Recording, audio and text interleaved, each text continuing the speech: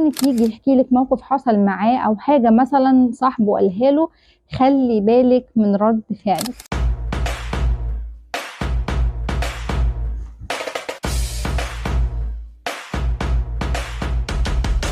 السلام عليكم، ازيكم؟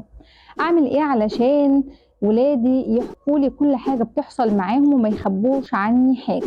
طبعا الموضوع بيبدا من بدري جدا، من وهم صغيرين، علشان مش مره واحده اتفاجئ ان ولادي كبروا واكتشف اني معرفش عنهم اي حاجه. لما ابنك يجي يحكي لك موقف حصل معاه او حاجه مثلا صاحبه قالها له، خلي بالك من رد فعلك. ما تبينيش انك مصدومه حتى لو الكلام اللي بيقوله فعلا يصدم، وما تبينيش برضو انك مكسوفة او محرجة من الكلام اللي بيقوله، لانك لو خدت رد فعل الكسوف او الصدمة غالبا هيفكر كتير او هتفكر كتير قبل ما يجي يحكي لك اي حاجة. رقم 2، تقبلي اي موضوع يتكلم معاكي فيه، حتى لو الموضوع مش عاجبك او حاسه ان الموضوع تافه ومش وقته.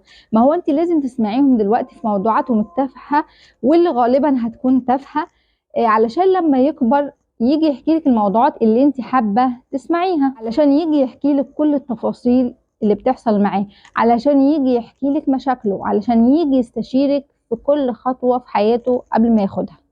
رقم 3، ركزي معاه وهو بيتكلم، ما يبقاش هو بيكلمك وانت مشغوله بحاجه تانية، سواء ماسكه الفون او بتعملي اي حاجه وسايباه يتكلم.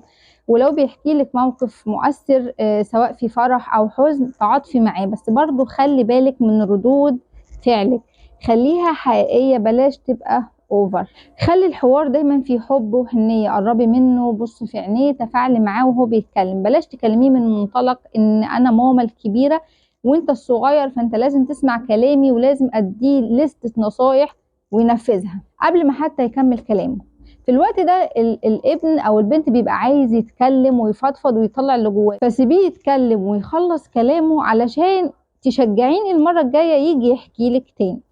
الحاجة اللي بعد كده واللي مهمة جدا جدا وكتير مننا بيقع فيها، ما تحكيش لحد حاجة ابنك حكاها لك وهو مش عايز حد يعرفها، كده بتكسري ثقته فيكي. حافظي على خصوصيته، لو هو مش عايز حد يعرف الحاجة دي فببساطة ما تقوليهاش لحد، حتى لو هو مش قدامه او لو هو مش هيعرف، لان في وقت من الاوقات لازم يعرف.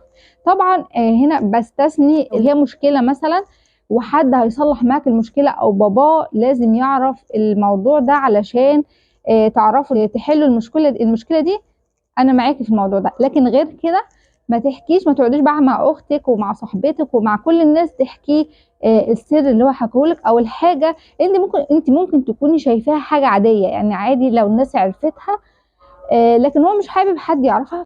لو ابنك كتوم وما بيحكيش بسهوله وانت عايزه تساليه عن يومه او عن اي حاجه، بلاش تساليه اسئله اجابتها او لا، لانه في الغالب هيقول لك اه ولا. يعني مثلا لو قلت له انت اتبسطت النهارده هيقول لك لا او ويسكت على كده.